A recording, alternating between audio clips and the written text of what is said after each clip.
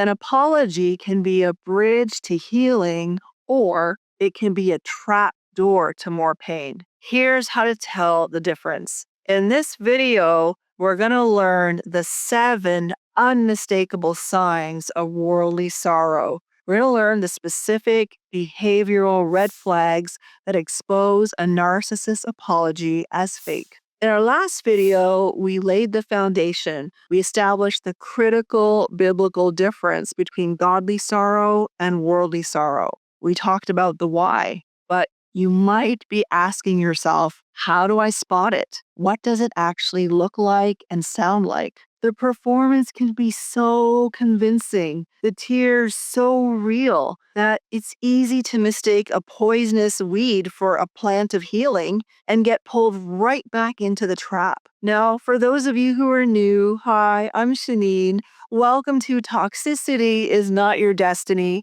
where I put out weekly videos on how to navigate toxic relationships in your life from a biblical, practical, and spiritual perspective. So if you're navigating toxic, narcissistic relationships and you need biblical wisdom with tools, you're in the right place. So hit that subscribe button if you'd like to receive regular content from me. So let's get into the video. Today, we're moving from the why to the how. And this is your practical field guide for spotting fake repentance. So let's dive into it. The first sign is what I call the crisis reaction. Godly sorrow is often a slow burn of conviction from the Holy Spirit. It's thoughtful and weighty. Worldly sorrow, however, explodes onto the scene right after an exposure. It's not a thoughtful response. It's often an intense, panicked, overwhelmed reaction to a loss of control. It's loud, messy, and it's designed to make you focus on their emotional state instead of their sin.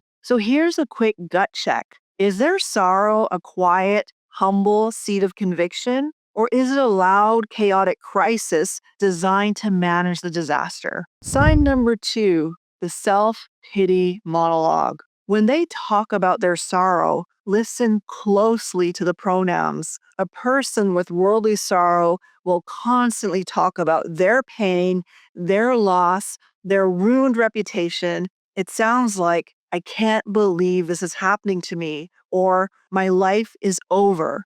A person with godly sorrow will be focused on your pain. They will ask, how are you feeling? I can't imagine how much I've hurt you. So here's a quick gut check. Are their tears watering the garden of your healing, or are they just watering the weeds of their own self-pity? The third sign is the demand for instant absolution. Godly sorrow is patient. It understands that trust is earned over time. Worldly sorrow cannot tolerate the discomfort of consequences. It pressures you for immediate forgiveness and a swift return to normalcy. Your need for time and space is not seen as a valid part of healing. It's seen as an unfair punishment. It sounds like, just tell me what I need to do to fix this right now, or can we please just move on? So here's a quick gut check.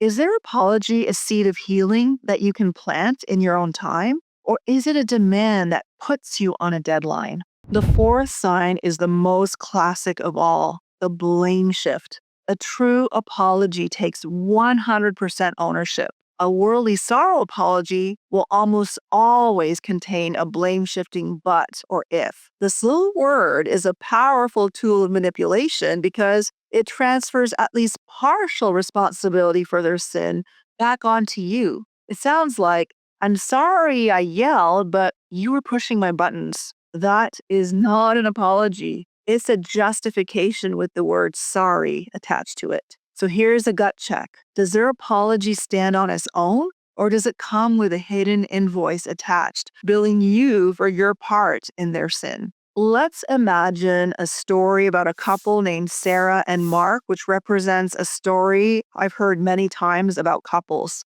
Mark had been hiding a significant amount of debt, and when Sarah confronted him, the explosion was immediate, a full-blown crisis reaction. Mark wailed about how his life was over, how he was a failure, a complete self-pity monologue. And within an hour, he was begging Sarah to just tell him how to fix it, demanding that they create a new budget right then and there. He was demanding for instant absolution. And finally, he said the classic line, "I'm sorry I hid this from you, but I was just so scared of how you'd react." That is a blame shift. So in one conversation, Mark handed Sarah 4 different poisonous weeds. And because she had learned to spot them, she didn't have to argue. She just observed. She collected the data. This is why I created a free guide called How to Pray for a Narcissist. When you're in a situation like Sarah's, or in any kind of relationship with a narcissist, it's hard to know how to pray for them. So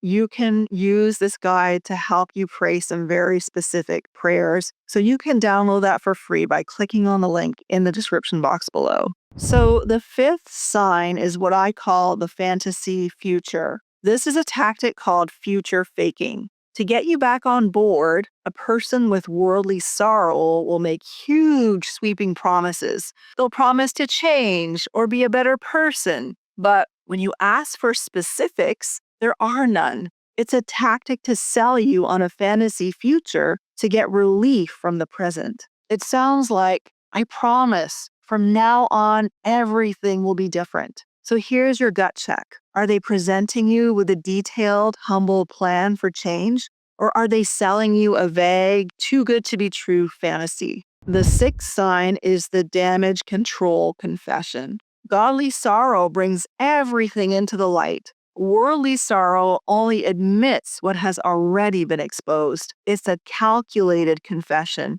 designed to do damage control. They will never voluntarily admit to transgressions you don't already have proof of. It's a strategy of minimal admission designed to stop you from digging any deeper. So here's the gut check. Are they volunteering information you didn't know, or are they only admitting to the things you've already discovered? And finally, the 7th weed is the entitlement to a clean slate. A person with worldly sorrow believes their apology should be a get-out-of-jail-free card. They're often shocked and angered when consequences remain. They see your boundaries as unfair punishment. It sounds like, "I already said I was sorry. Why can't you just trust me again?" And this reveals that their apology was a transaction designed to buy them a clean slate, not a true act of repentance. So here's your gut check. Are they humbly accepting your boundaries and the long road to rebuilding trust, or are they offended by the consequences of their own actions? So what do you do when you see these weeds? First, don't argue. Just observe. Your job is not to pull their weeds from them. Your job is to tend to the garden of your own heart. Second, hold your boundaries. Boundaries are the fence that protects your garden. And third, remember the miracle checklist from our last video. True repentance will gladly submit to the checklist over time. You are the gardener of your own heart and mind. God has given you the Holy Spirit as your guide to help you discern what is the seed of healing and what is a weed of manipulation. You're not being cynical or unforgiving by recognizing these weeds. You're being a wise steward of the beautiful garden God has entrusted to you. So trust the fruit, not the tears. Trust the patterns, not the promises. Trust the slow-growing fruit of godly sorrow, not the fast-growing weeds of worldly sorrow. I'd love to hear from you. Which of these 7 signs have you seen in your own garden? Share your experience in the comments below. Your story matters, and it can help someone else learn to spot the weeds. And don't forget to download my free guide on how to pray for a narcissist. It's a powerful tool to help you release them to God. The link is in the description box below. Finally, be sure to subscribe for more videos to help you find healing and clarity. Thank you so much for watching, and I look forward to seeing you in the next video.